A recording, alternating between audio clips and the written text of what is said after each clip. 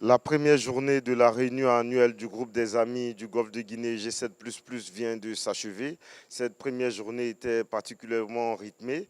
Elle a d'abord commencé par la cérémonie officielle co-présidée par la Côte d'Ivoire et le Canada. Par la suite, on a eu droit au discours d'orientation qui a fait place à la série de panels avec des thèmes très variés. On note l'harmonisation du cadre juridique et de coopération policière, l'échange d'informations dans le cadre de l'architecture de Yaoundé, le rôle de la femme dans le secteur maritime et dans le développement de l'économie bleue. À l'issue de cette journée, nous avons recueilli l'avis de quelques participants. Voilà ce qu'ils en pensent. Le point le plus important sur lequel je suis intervenu ce matin concernait un aspect que nous avons tendance à oublier, c'est l'aspect opérationnel. On parle de sécurité maritime.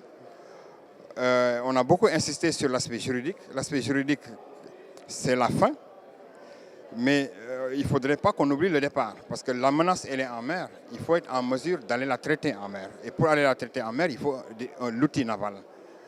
Alors, cet aspect, généralement, est relégué au pays et on donne la responsabilité au pays de s'équiper. Tout le monde sait que l'équipement maritime coûte extrêmement cher. C'est pourquoi je voulais inviter l'ensemble, en tout cas des intervenants, à pouvoir peut-être parler à leurs autorités de façon à ce que nous puissions créer un cadre de réflexion. Parce que ça demande la réflexion, ça demande un financement innovant. Il faudrait que nous trouvions la solution d'une façon ou d'une autre, mais pour ça, ça ne peut être que le fruit d'une... En tant que douanier, nous sommes chargés de la mise en place de la politique de l'État, en particulier la politique douanière. Et pour ce qui nous concerne, notre service, nous sommes chargés de la surveillance et de la répression de la fraude sur tout le plan d'eau au niveau de la Côte d'Ivoire. Et donc c'est vraiment très important pour nous, c'est pour ça qu'il dit que notre participation est très importante parce que ça nous permet de connaître toute la juridiction qui va avec cette lutte, dans quel sens il faut orienter Moi j'appartiens à un projet de l'Union européenne.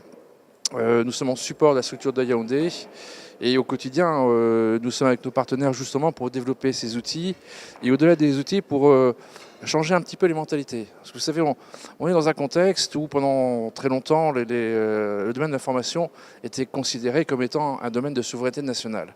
Or, pour être efficace, il faut qu'on partage les informations. C'est comme dans un club de football. Si dans l'équipe, certains joueurs gardent le ballon uniquement pour eux, on n'ira jamais jusqu'au but.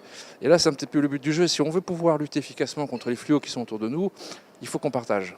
Et donc, il faut sortir un petit peu de cette conception ancestrale de l'information et venir dans un monde un peu plus moderne où on est capable, de manière très libre, d'échanger l'information dont on a besoin pour pouvoir agir. Les activités d'aujourd'hui sont de très bonnes activités, ça il faut le dire.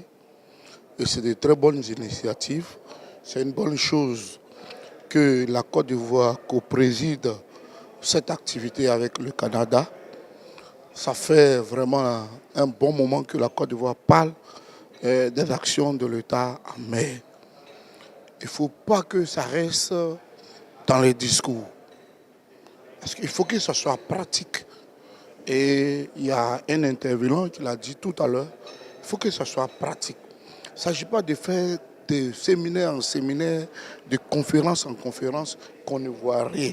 On voit une participation excellente de tous les acteurs et aussi de la Côte d'Ivoire qui a montré une volonté politique de changer le côté stratégie maritime. Quoi qu'il y en a bien eu la possibilité de partager les cadres juridiques et aussi les actions des différents acteurs et sensibiliser tous les partenaires dans l'importance de la sécurité maritime dans le golfe de Guinée. Il s'agit de permettre aux femmes d'accéder à un certain emploi au niveau du maritime. Ce sont des métiers qui sont extrêmement difficiles. Donc déjà par la condition des femmes, il n'est pas toujours évident pour une femme d'être d'abord une femme en tenue, d'être en plus une femme marin, surtout si elle est marin embarquée, donc qui est peut-être commandant d'un navire, de laisser sa famille. Une femme qui est en grossesse dans le milieu maritime, ce n'est pas évident. Une femme, comme je disais, qui part pendant des mois dans un milieu confiné avec beaucoup d'hommes, sans qu'il n'y ait forcément les dispositions qu'il faut pour cette femme-là, ce n'est pas évident. Mais les femmes d'aujourd'hui sont appelées à aller au-delà de toutes ces barrières-là et à se donner les moyens vraiment d'exploser, si je puis dire, donc d'être parfaite dans ce genre de métier. Et c'est à cela que nous sommes appelés. De plus en plus, vous verrez des dames dans le milieu maritime. Et moi, je vous avoue qu'en tant que dame, je suis très heureuse. Voilà. C'est donc terminé pour cette première journée. On se donne rendez-vous demain.